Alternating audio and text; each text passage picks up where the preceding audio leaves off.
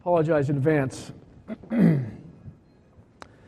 So, we've heard a lot of great things about SharePoint and Yammer. Am I right? What do you guys think so far? Are you excited about it? Because last year when I was here, nobody even knew what I was talking about. When I was talking about social, they're like looking at me like I'm an alien from another planet. So it's good to hear that you're pretty excited about it. But I don't think they gave us a lot of details about what the product's actually going to look like. And I'll be honest, they only instructed me yesterday, or actually the day before, about what was going to be in the product as well. So I'm not going to have too much more to share with you about that. But what I will do is kind of verbally fill in the blanks and let you know what I know to be true and where they're headed. Because I don't think in the keynote they captured really the value of what's going to happen with SharePoint and Yammer. And I'll give you one example. Did anyone catch the fact that Yammer is going to be embedded in every Microsoft Office 365 program? One person. So Jared owes me a drink because he thought he and Adam were very clear about that. But no. So what does that mean if Yammer is going to be embedded in every Office 365 app? That means you're going to be forced to go social. Last year, I sensed a lot of resistance. But this year, at least internally, and that's what we're talking about today, internally, you're going to be forced to go social. Some of you might not like that, what have you. That's okay. I've been doing it for a long time. I see a lot of benefits about doing it, and I'm going to try and make the case today for why. So I'm going to take you back, first in my own career, and then to what I call the village of the 19th century. So what does the village of the 19th century have to do with Yammer and SharePoint? I'm going to explain. But first, in my career, I'm not your typical corporate guy, but I always tended to end up in these corporations. I'd vacillate between corporations and startups and what have you. But in a corporation, I'd always get in and want to do a bunch of stuff. And I'd throw a lot of dust in the air, and my managers looked at me either with disgust or, who's this crazy kid? What's he trying to do? I just wanted attention. I wanted the people to know what I could do. And, sometimes I went overboard. And when I went overboard, people got upset and so on and so forth. It was always a big mess with me in most of my career. And just until recently. So I've been able to figure this thing out. But I'd say in large part because I'm using tools that let me kind of showcase what I could do, and I learned about what other people can do, so on and so forth. So at Autodesk, I learned pretty early that there are certain things employees must have in order to feel part of that organization. And I think that's critical. And I think we've really taken the first step this week in doing that with a SharePoint and Yammer integration. And I will make the case why, and you tell me later if I haven't. So what is my background? Well, I've interviewed over 150 executives for this, not for this presentation, but basically for a book I've just written that comes out this week. 3 years of experience of implementing this stuff, not SharePoint and Yammer directly, but using those tools simultaneously. And I've got about 10,000 hours of research. So I've got a lot of information I'm trying to put into one presentation, so you're going to have to forgive me if I give you too much. I'm going to try and keep it to a reasonable level. And what I kind of figured out in going out and doing this research and talking to these companies is that what we really need to do is recreate the village of old. And I call this a digital village. Of course, we're not going to go back to being blacksmiths and doctors that go and visit the local child who's sick and what have you. But I really think there's the time now for companies to become and create these digital villages. Because, if you go back, kind of the old community life, if you allow me to take you back a few hundred years ago, in fact, people worked closer with one another in villages. We all knew what everyone else was doing. Now, you could say, and I would agree with you, you could say that maybe it was a little too much. That's fine. Okay, maybe things were shared, there's a lot of gossip, there's too much going on. And okay, I'll agree with you. But I will tell you that today I think it's missing. I think we're missing some of that communication and that emotional connectiveness. Now, call me a softie, but I think we're struggling with that today. And back then, they'd all get together in these town squares, right, in one central place. And they'd communicate with one another. And they'd form these valuable relationships that would last a lifetime. I don't know about you. I'm out in the suburbs, used to live in the city, but even in the city, we didn't do this. It just didn't happen. Now, maybe it's different where you live. I don't know. I don't see it happening. And in my research and talking to 150 different executives and companies, this came up time and time again. And back when we had these villages, everyone had, for the most part, their own unique skill. And that was developed over years. It was a craft. It was passed down from generation to generation in some cases, sometimes not. But everyone knew who that expert was, right? If you needed something done, if you needed your horseshoes put on a horse, you knew who to go to. If you needed some kind of a hammer or a tool, you knew who to go to. A doctor, you knew who to go to. It was easy. There wasn't any struggle in finding experts, were there? And the best part about living in a village back then was that if someone didn't perform, the rest of the community suffered. Now, why is that a good thing? Because nobody didn't want to perform. Everyone wanted to participate and help one another out, or else everyone else failed. And I think we've lost that. In fact, I think we've lost that closeness, and I think that's unfortunate. Does anyone know Isaac Getz? Seen his TED Talk at all? No one. Oh, one person, Bill. Bill has. He watches TED like I do, almost religiously. In 2012, he gave a very inspiring TED Talk on the new workforce. Actually, it was probably the old workforce, but he was talking about it in terms of his perspective at the time. And over 5 years, he conducted research similar to what I did, but he really focused on company culture and what was going on. So what he discovered, interesting enough, is that only 27% of the people, on average, within these companies, the average company, were what he termed roosters. Now, what is a rooster? Now, these are the people that are very passionate about their organization. They wear the t-shirts.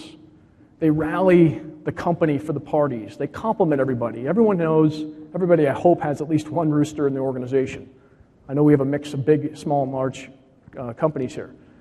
But roosters, I've managed many employees. I run a company now with a couple of roosters. These are the people we all want in our organization. And I'll tell you, I think everyone is capable of being a rooster. But shockingly, in his research, Getz's research, 59% of employees are what he called tired dogs. And those are people that are slow to engage, don't engage, are lazy. They're just not participating in the organization. In fact, they lost it a long time ago. They probably started in the organization as a rooster, and for whatever reason, combination of things, their boss was mad at them, they weren't recognized, everybody's got their own reason. They became what I termed tired dogs. Most alarmingly, we've got what Getz terms foxes, and these are the employees that are actively working against the organization. They have vendettas. These are the employees you want to look out for. You know, if you've been in organizations like I have that's more like Shakespeare than anything else, where you're constantly looking behind your back to see who's about to stab it next, these are the people that you want to look out for. Why are they in these organizations? How do they become foxes? That's what Getz wanted to know. And in my research, I didn't study, you know, the tired dogs, the foxes and the roosters.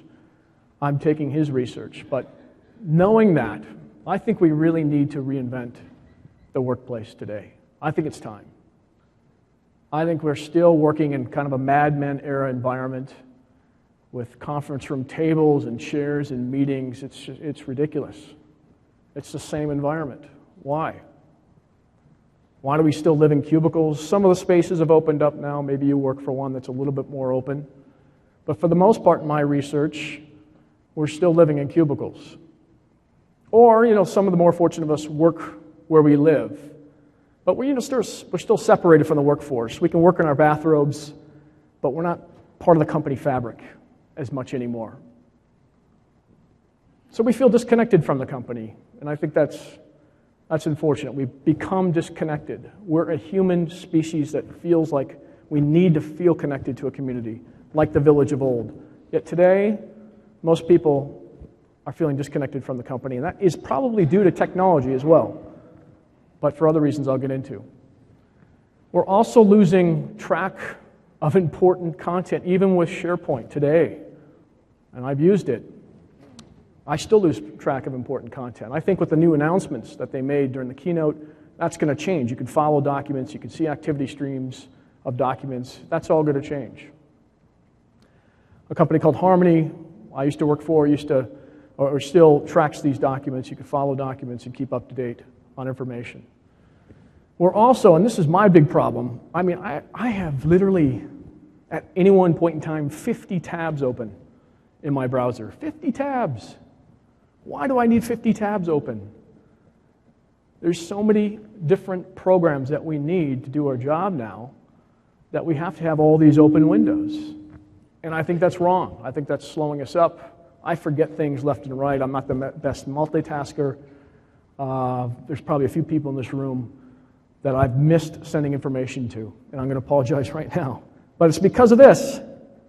This is the reason why.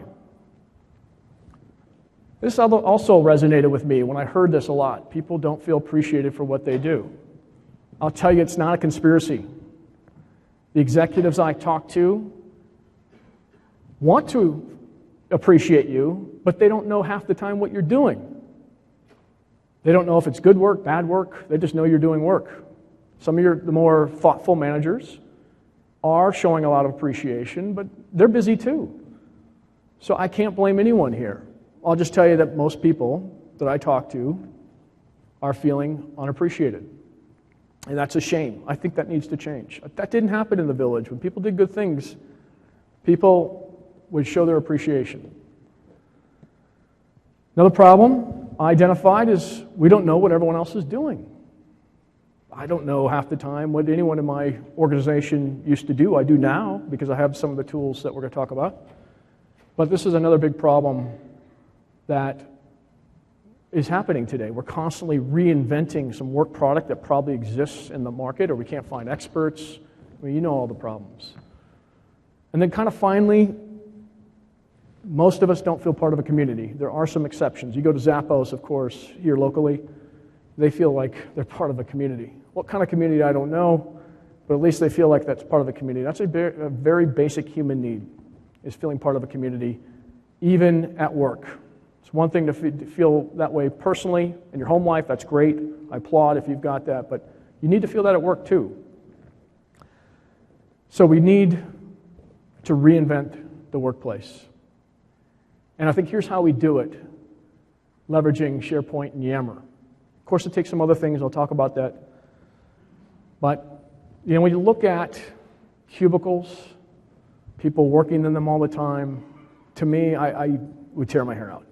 I need to get out of those things. I'm constantly on the go. So now with mobile technologies, it's not just about having a mobile device. With SharePoint and Yammer and what they're doing today, that information follows you no matter what you have. So if it's, you heard the announcement, unbelievable, but they're going to be on the iPad. But of course, all Windows 8 products, Windows 8 phone, and you'll see a lot more announcements, I think, going forward. So we're going to be more productive on the run. We can get out of these cubicles, fortunately. And we can turn our workforce into an asset no matter where they are.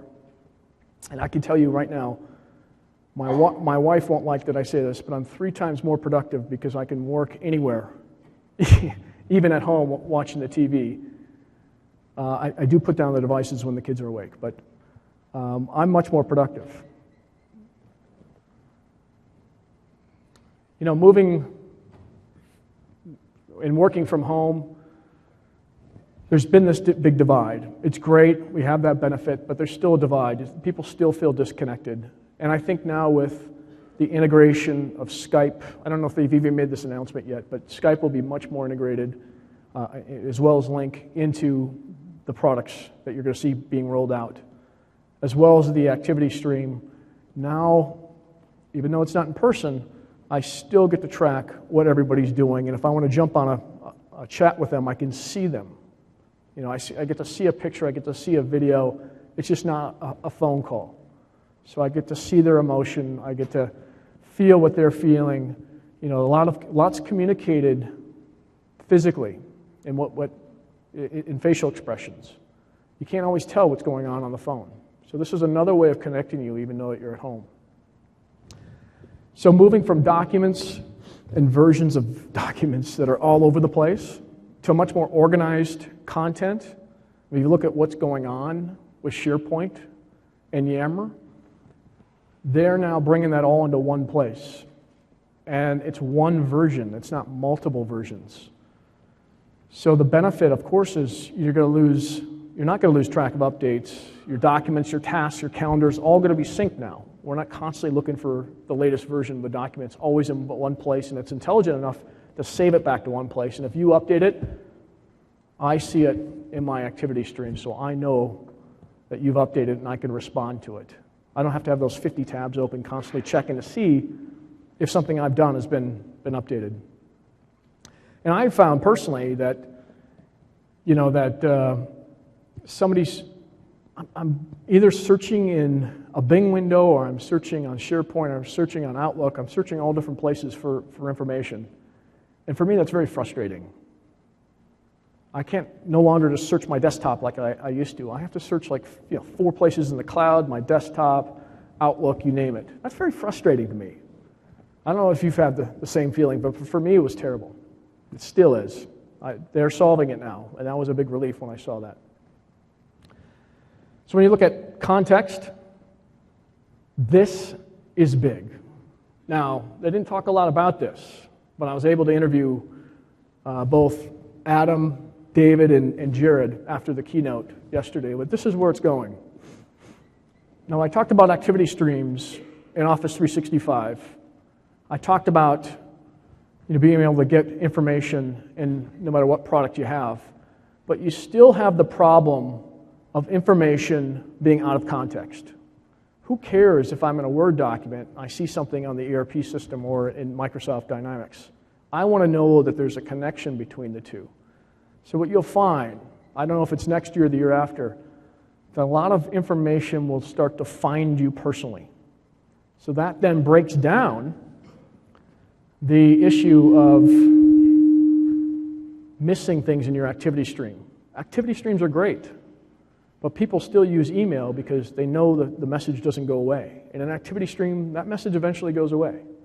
You don't see it unless you keep scrolling and scrolling and scrolling. If you're a guy like me, I probably get 100 updates a day, if not more. It's overwhelming when you combine it with email. But all this is going to be one big activity stream email box, and it's all going to be contextual to what you're working on. That's the future. It's not coming in 2013, so don't quote me on that. That's the future. That's what they're working on now. So, I told you my story about feeling unappreciated most of my career, which is true, but now with these tools, especially with Yammer, you get to start to see these conversations happening back and forth. If somebody does a good job, everybody's giving them a high five, a virtual high five. And that might not seem much to you. But to guys like me, it's very important. I like to feel appreciated. I like people to recognize great work. I want to recognize your great work. I want to tell you how great you've done. This is missing in today's society. I mean, if you're working in a different building than the person that's done great work, you send them an email maybe if you remember, but that's not public. That's not visible. I'll tell you the psychological effect of this. When people are recognized publicly, it has a significant psychological effect on them. They turn into roosters over time if you do it correctly, and you've supported a culture of recognition. Mark my words. We talked about not feeling connected to the organization, missing out on information, so on and so forth. I think what you'll see with the Yammer SharePoint integration is that this becomes now the organizational newspaper. This is where people go to see what's going on in the organization. And you've all used Facebook, probably. There's 1 billion people, so chances are you've used it too. This is what's going to happen within the enterprise. But it'll be much more suited and tailored to the enterprise, so you're not getting game requests and all this nonsense that we all see on Facebook. And hopefully there's not an edge rank process where Facebook is deciding what we should and shouldn't see. Anyway, this is coming, and this is more like that village newspaper. It's just about the organization, just about what's going on. You can see sentiment, you can get answers to questions. All this is happening if you don't have it already. And we'll be moving from feeling alone to being part of something special and to being more of a contributing member, because if we feel more of being in a community, we want to contribute as a community member. That's just a basic human psychological need. We feel part of a community, we want to contribute to that community. That is a fact. And the benefit is this sense of shared responsibility. The tired dogs, the foxes, they become part of a community. They feel like there's a sense of shared responsibility. And I think we need to focus on building community, not forcing people, through command and control or the virtual whip to become roosters. I think we focus on them by building this community so that they can join the community and feel part of the community. So again, I go back to this. We need to reinvent that workplace. And I'm going to give you some examples. Now, these are all pre-Yammer SharePoint integration. And again, I go back to, I've only seen the information, had the information for a couple days. So both companies kind of hacked together these solutions. And they had to, they were forced to, because of all of the sense of community didn't exist. And they saw a lot of disconnected brokers that were out in the marketplace, all sorts of people complaining about not being able to find information. So Varesh Sita, CIO of Colliers, told me, hey, when we first started out, we asked if only Colliers knew what Colliers knows. I think he stole that line from HP, of course.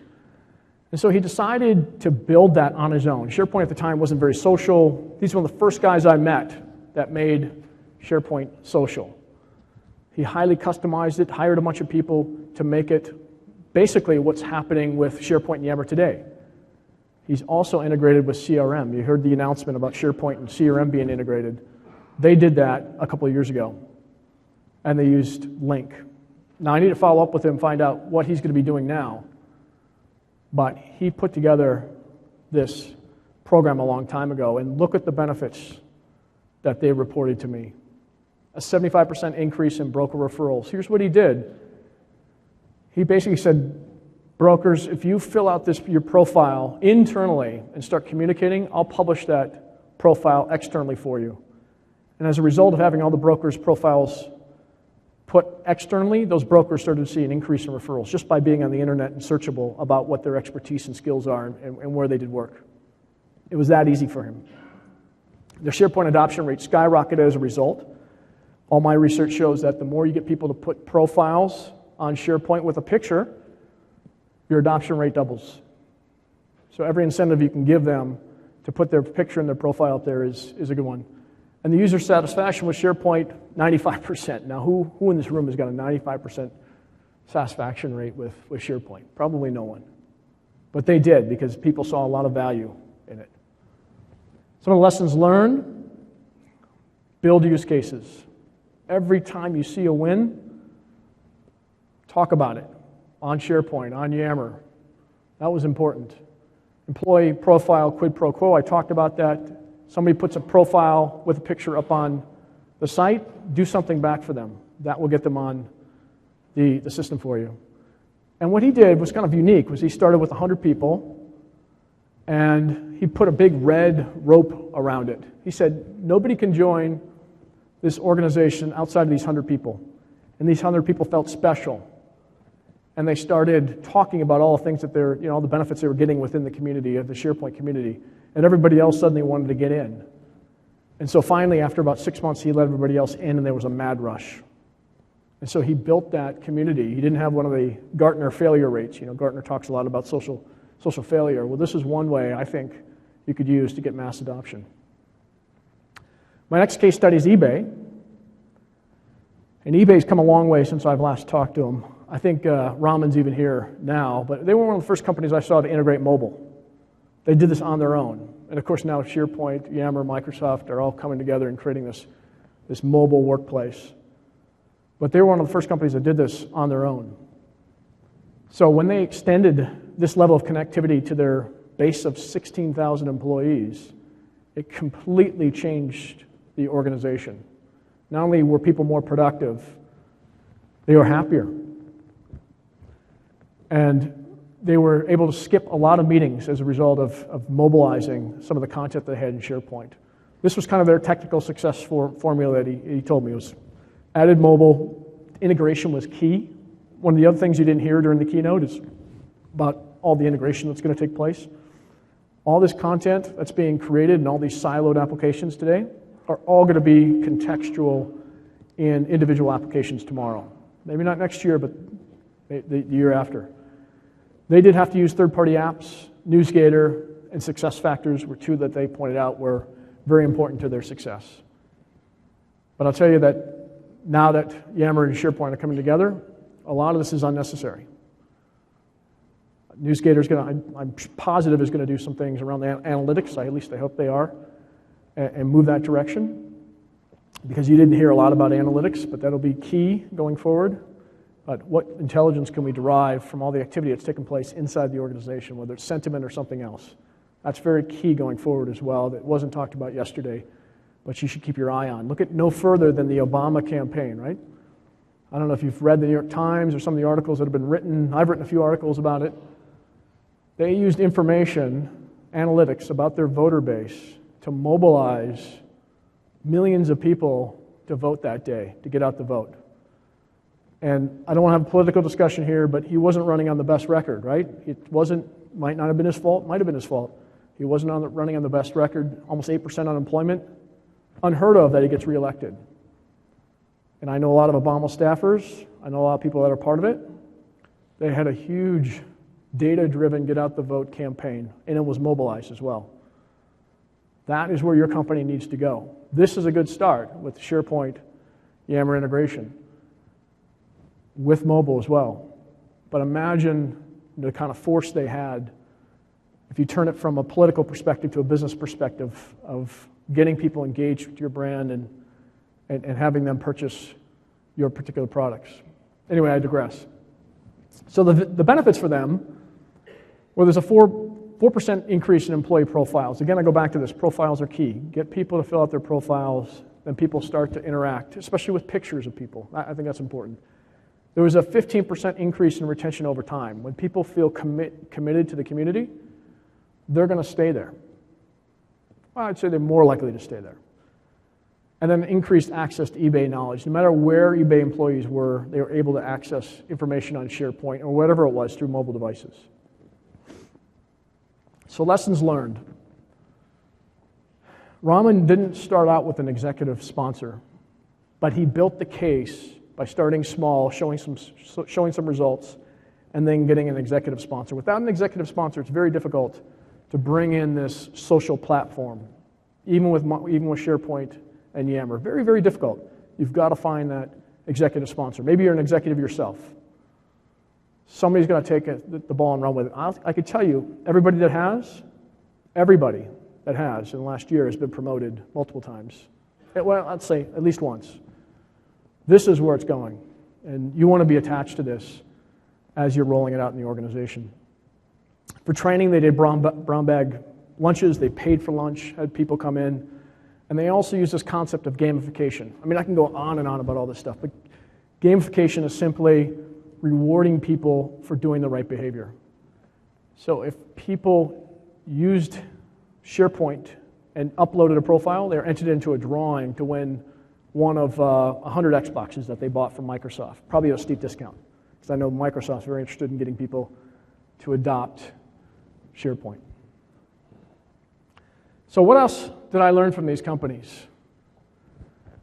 This might be controversial, but this is what I learned. For the companies, the 150 that I talked about in the original part of my presentations, companies must let their employees not only take ownership of the problem, but also be responsible for the solution. That's a must. And that way, we're letting our employees create a workforce where the employees stand up for the brand. I mean, how many employees do you have that really stand up for your organization? How many roosters are out there? But we found when you've created this type of environment of a social platform plus a culture that supports open transparency, collaboration, what have you, people start to stand up for the brand because they feel part of that community. So that was one of the other lessons that we learned. And they all wanted to digitize this village concept that I started out with. They wanted to create an environment that was more of a digital version of the village. And I think this was key. Bringing people together through digital means. You can't do it like you used to. It's just not efficient. But you can do it digitally. So 100% is a lofty figure. I don't think you'll ever achieve 100%. But that's the goal, is to kind of get 100% of your employees to be roosters. And that means you've got to get them to be emotionally connected. And if they are, they're going to advertise your company all over the place. You're always going to be up in lights. And they'll be telling their customers, customers can tell. I think customers can tell if you really like the company you work for. I certainly can. If I talk to you, I get a sense for whether you like your company or not. And I think that shows no matter who you are. And if you can get this, as decision makers in this room, if you can get this to happen on your watch, I think you've just secured the future of your company. That's how important I think it is. I think it's critical. But a key learning for me is you must create that environment and provide the necessary infrastructure to create those roosters. I think that's critical. And every company should be aiming to produce more of these roosters. I think that again is critical. So I talk about how.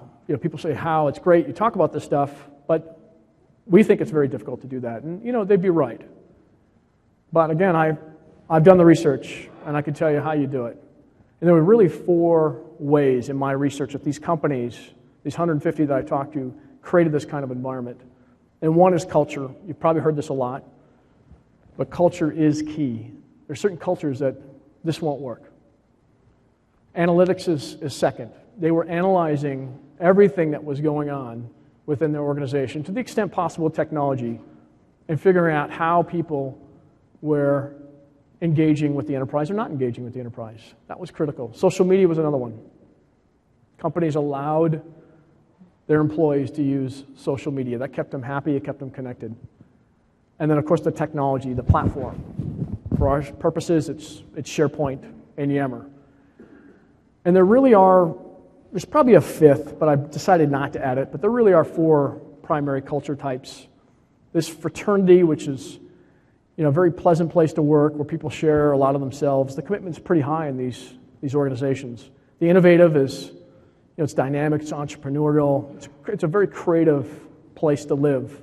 The execution culture, where it's results oriented. There's a lot of production goals, targets. You hear about those a lot.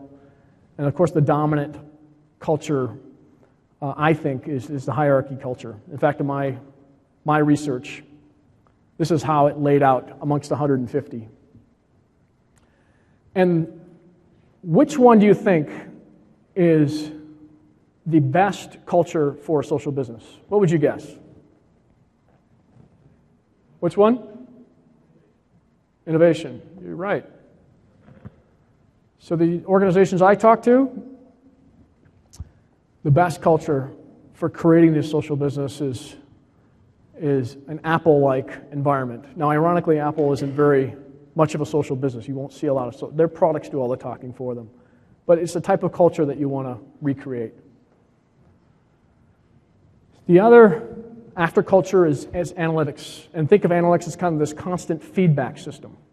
And what you're going to see a lot of going forward is a lot of information being provided to your organization that you can take advantage of in the form of deploying different things within the organization, testing them to see if they work, so that you have a better feel of what's going on. So let's say you've got a new health care plan.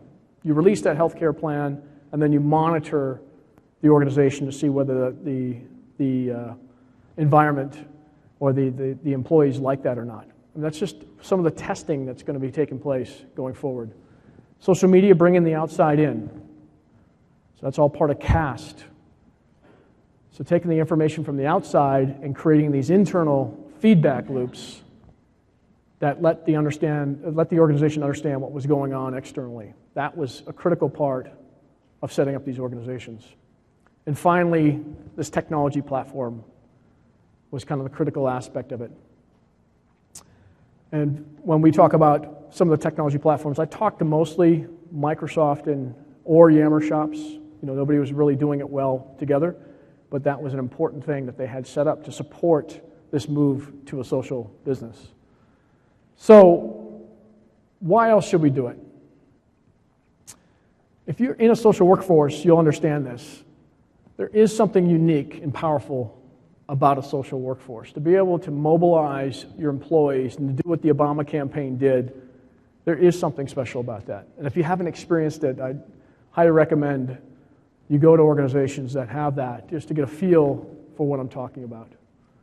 And the McKinsey study that they did, there was quite a few other benefits that they recognized. This was outside of what I did, but there was a lot of benefits that the companies they interviewed saw, including increased speed to access to knowledge, reduced communication costs, increasing speed to internal experts. These are the people that you need in order to find the answers to your problems. The only way you achieve that is by setting up these social platforms.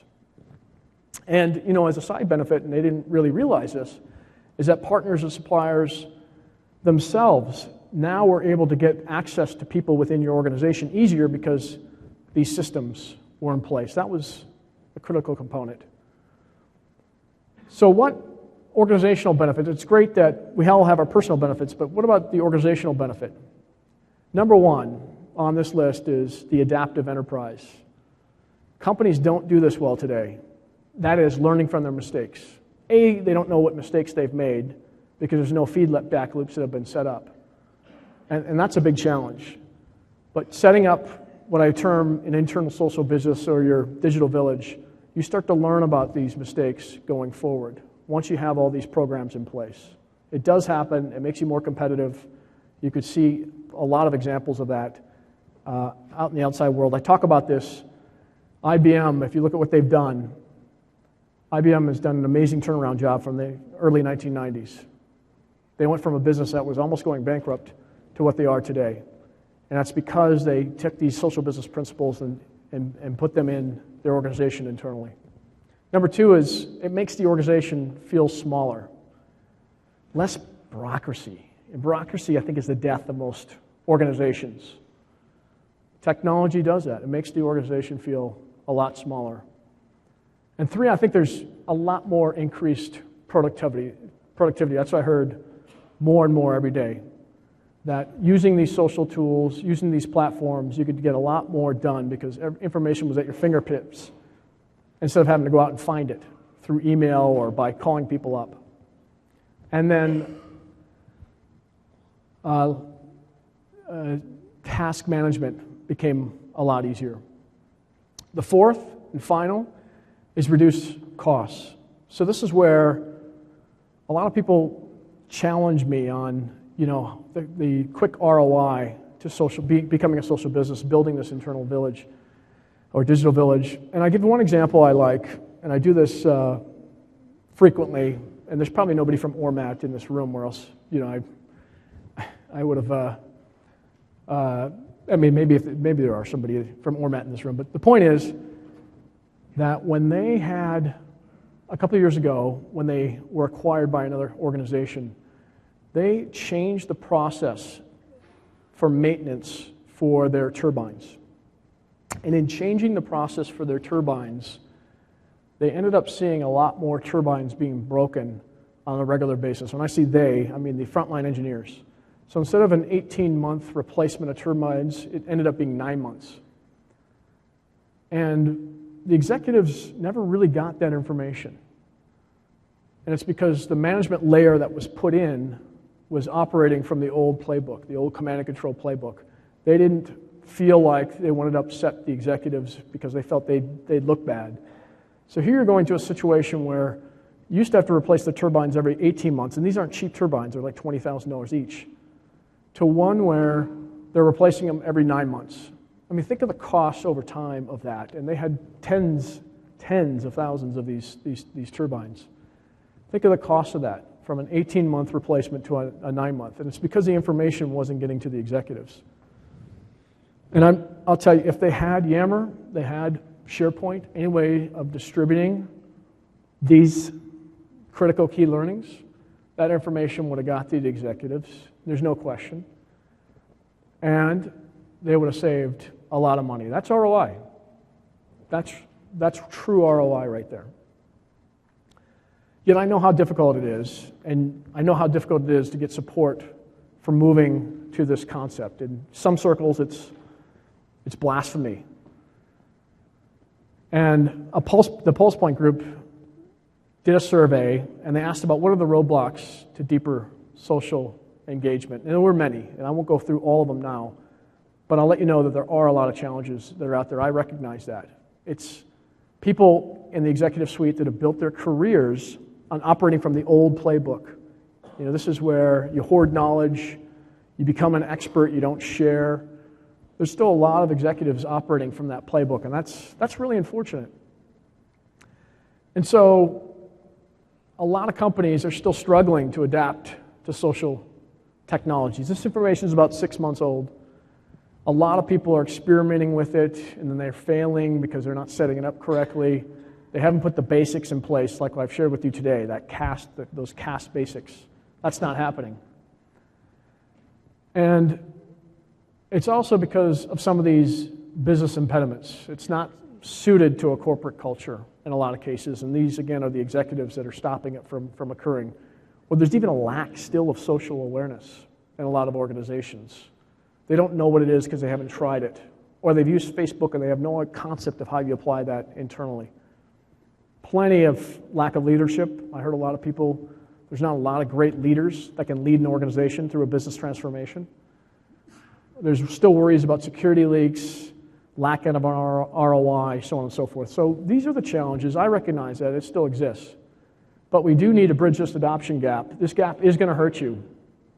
There are companies that are doing what the Obama campaign did. They're moving that direction. And they're going to be much more flexible, agile, and adaptive than your organization. So they're going to be able to take advantage of market trends when you're not. So I'm sitting here now and I'm telling you, in a year from now, you all know what I'll be talking about. But now most people are like, well, what is he talking about?